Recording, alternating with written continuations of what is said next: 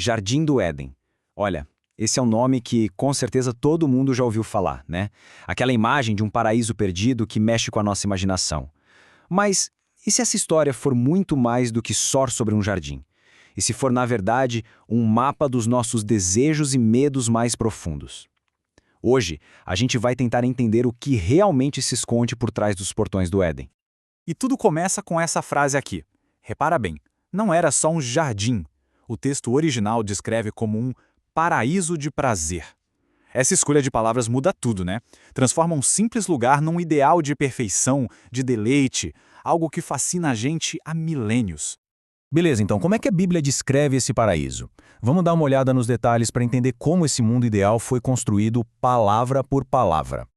Pensa só, a descrição é quase um banquete para os sentidos. Fala de árvores que eram agradáveis à vista, de frutas saborosas para comer. Mas o elemento principal mesmo, o coração de tudo, era a água. Tinha um rio que nascia bem no meio do Éden, e esse rio era o símbolo da vida, sabe? Uma fonte que nunca acabava, que nutria tudo ao redor. É a imagem da abundância total, perfeita. E é aqui que a coisa fica muito interessante, porque é onde o mito e a realidade parecem se cruzar. Os rios Tigre e Eufrates a gente conhece, eles existem de verdade. Isso fez muita gente, por séculos, procurar o Éden lá na Mesopotâmia. Só que, e os outros dois rios, o Pison e o Gihon? Esses nunca foram identificados. É como se a história nos desse uma pista real, mas ao mesmo tempo mantivesse um pezinho lá no mistério, entende? Só que esse paraíso todo não era tão simples assim. Bem no centro dele tinha uma contradição, um conflito em potencial. E esse conflito estava todo concentrado em duas árvores bem específicas, que representavam os dois caminhos possíveis para a humanidade. De um lado, a gente tinha a árvore da vida. Ela oferecia a imortalidade, um presente que a princípio estava ali disponível. Do outro lado, a famosa árvore da ciência do bem e do mal. E o fruto dessa era proibido. Ponto. Essa única regra é o que cria toda a tensão na história, né? A liberdade de escolher, mas com uma consequência que podia mudar absolutamente tudo. E aí vem a pergunta de $1 milhão, né? A pergunta que teólogos e filósofos fazem há séculos. O que, afinal de contas, era esse tal conhecimento que o fruto prometia? Olha, existem muitas interpretações sobre o que era esse conhecimento.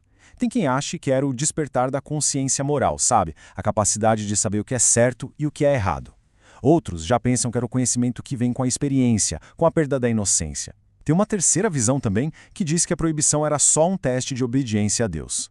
Agora, uma coisa que a maioria dos estudiosos concorda que não era é conhecimento sexual. Por quê? Porque o mandamento para crescer e multiplicar já existia, então essa interpretação não faria muito sentido. Então, se a história menciona rios reais, como o Tigre e o Eufrates, é natural que por muito, muito tempo as pessoas tenham se perguntado: será que o Éden foi um lugar de verdade? Um lugar que a gente poderia achar num mapa? Essa é a grande questão, no fim das contas. Foi um lugar físico que se perdeu com o tempo? Ou foi sempre uma grande alegoria sobre a nossa condição humana?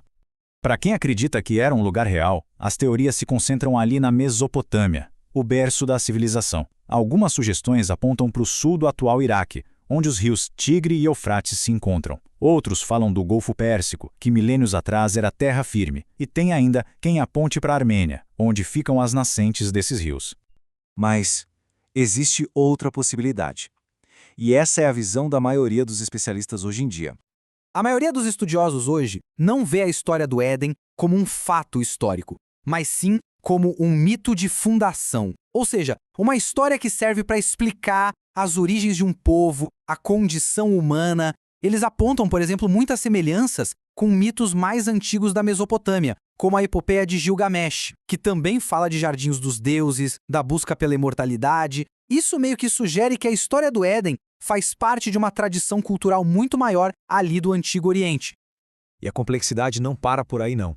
O próprio nome Éden esconde uma dualidade que deixa tudo ainda mais misterioso. Olha que curioso isso.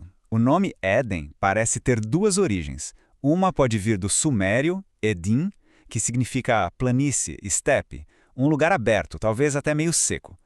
Ao mesmo tempo, em hebraico, a palavra é parecida com outra que significa prazer.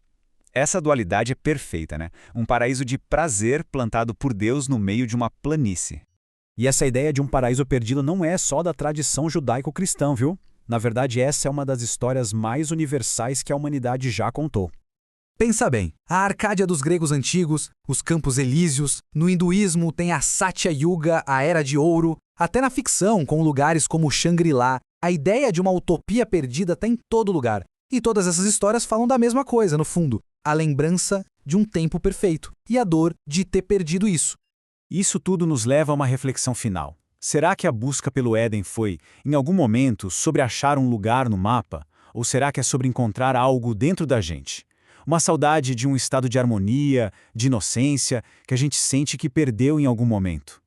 No fim das contas, talvez a busca pelo paraíso perdido seja só isso, a eterna busca humana por se sentir em casa.